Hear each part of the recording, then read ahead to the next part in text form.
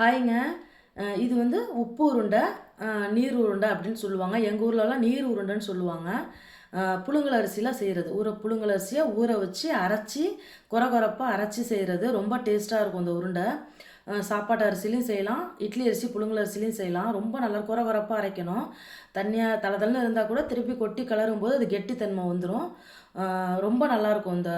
டேஸ்ட்டா இருக்கும் இந்த தேங்காவெல்லாம் போட்டு செய்யும்போது. 1 கப்பு அரிசி மாவு, 1 கப்பு தேங்காய் எடுத்துக்கிட்டு, அதுக்கு பச்சை மிளகா, உங்களுக்கு காரத்துக்கு ஏத்த மாரி கடுகு, கடலைப்பருப்பு, உளுத்தம்பருப்பு, இஞ்சி ஒரு சின்ன பொடிசா நறுக்குன இஞ்சி, கருவேப்பிலையும் பொடிசா நறுக்கி வச்சுக்கோங்க. இப்போ ஒரு தாளிப்பு குடுத்துக்கலாம். அதுக்கு வந்து எண்ணெய். ஒரு 2 ஸ்பூன் எண்ணெய். எண்ணெய் நெறையா ஊத்தாதீங்க. ஒரு 2 ஸ்பூன் எண்ணெய் ஊத்திட்டு, அதில சீரகமும், கடுகும் மெயின் அது. சீரகம், கடுகு தாளிப்புக்கு போடப் போறோம். சுவை தரக்கூடியதுங்க. ரொம்ப டேஸ்ட்டா இருக்கும் இது சாப்பிட்றதுக்கு.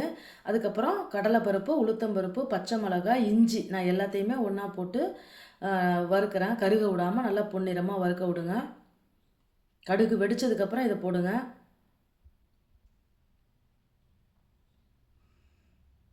இது கூடயே பொடியா நறுக்குன கருவேப்பிலை. அதையும் போட்டு ஒரு 2 வதக்கு வதக்கிட்டு,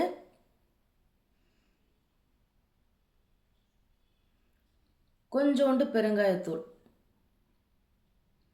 இது வந்து 4 மணிக்கு சாப்பிடலாம். டீ கூட சாப்பிடலாம். காலையில காலையில டிஃபன் மாதிரி எடுத்துக்கலாம். இது ரொம்ப நல்லாருக்குங்க இது. சாஃப்ட்டா நல்லாருக்கும். தேங்காய் பூ சேர்க்கறதுனால ரொம்ப சாஃப்ட்டா நல்லாருக்கும். மணமா இருக்கும். அந்த இஞ்சி, சீரகம் வாசனை, கடலைப்பருப்பு, உளுத்தம்பருப்பு வாசனை.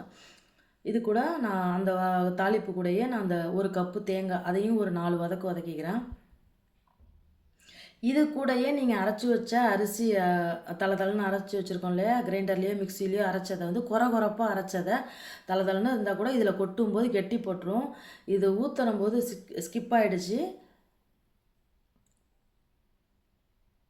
மாவு இதோடயே உப்பு பார்த்துட்டு எப்படி இருக்குன்னு பார்த்துக்கிட்டு, உப்பு பத்தலனா கூட திருப்பி போட்டுக்கலாம். மாவு இதிலேயே கொட்டி மாவு கிளற வேண்டியதுதான். மாவு ஊத்துனது ஸ்கிப் ஆயிடுச்சு.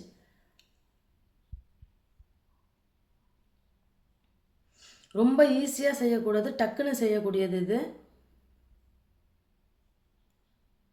மாவு நான் இது கூடயே ஊத்திட்டேன் பாருங்க. ஊத்தி கிளறிட்டேன் நானு.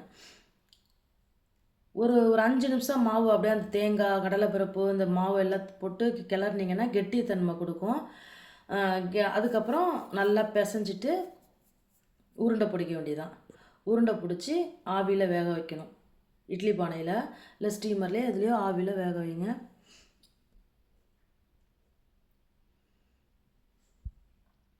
நல்லா உங்களுக்கு பிடி கொழுக்கட்டை மாரியும் செய்யலாம். உருண்டையாவும் செய்யலாம். இது நல்லா ஆறுனதுக்கப்புறம் சூடா இருந்துச்சு எனக்கு. அதனால நான் கொஞ்சம் ஆற விட்டு நல்லா பெசஞ்சுக்கிட்டு நான் அதிலேயே அப்படியே உருட்டி, ரொம்ப இதெல்லாம் வந்து பழமை வாய்ந்த பலகாரங்கள் இதெல்லாம் டக்குன்னு செய்யக்கூடியது. நீங்க கண்டிப்பா ட்ரை பண்ணி பாருங்க. ஒரு 10 நிமிஷம் வேக வச்சா போதும் இது. ஒரு 10 நிமிஷத்துக்கு மேல வேக வைங்க. திருப்பி நீங்க அத காய விடாம, அந்த வேக வச்சதுலயே மூடி வச்சு 2 2 எடுத்து சாப்பிடலாம். அ அப்படி வெளியில எடுத்து வச்சா காஞ்சு போன மாரி ஆயிடும். உள்ளேயே இட்லி பானைக்குள்ளேயே வச்சு, திருப்பி சூடு பண்ணி கூட நீங்க சாப்பிடலாம். அது ரொம்ப நல்லாயிருக்கும். டேஸ்ட்டா இருக்கும் அது. நான் அந்த மாரி இட்லி தட்டுல வச்சு தான் அத வந்து வேக வைக்க போறேன். ஒரு 10 நிமிஷத்துக்கு மேல வேக வைங்க. ரொம்ப டேஸ்ட்டா இருக்கும், நல்லாயிருக்கும். கண்டிப்பா உங்க வீட்ல நீங்க செஞ்சு பாருங்க. பழமை வாய்ந்த இது பலகாரம் தான் இதுவும். அதுலயும் ஒண்ணு.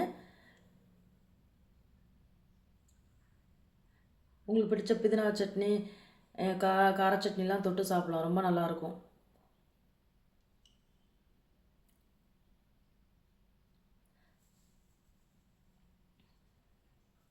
ஒரு 10 நிமிஷத்துக்கு மேல வேக வச்சு,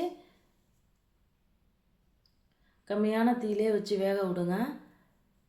ரொம்ப சுவை தரக்கூடியது. அந்த தேங்காய் பூ போட்டது ரொம்ப புழுங்கல் அரிசின்றதுனால ரொம்ப டேஸ்ட்டா இருக்கும்.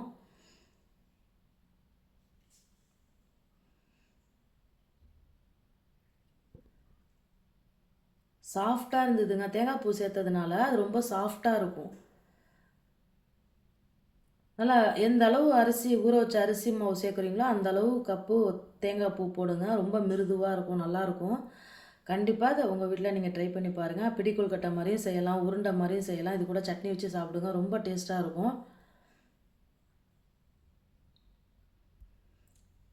பல்லு இல்லாதவங்க கூட இந்த கொழுக்கட்டையை சாப்பிட்லாம். அந்த மாதிரி ஒரு சாஃப்டாக இருக்கும் இந்த கொழுக்கட்டை. மீண்டும் அடுத்த வீடியோவில் சந்திப்போம். பாய்.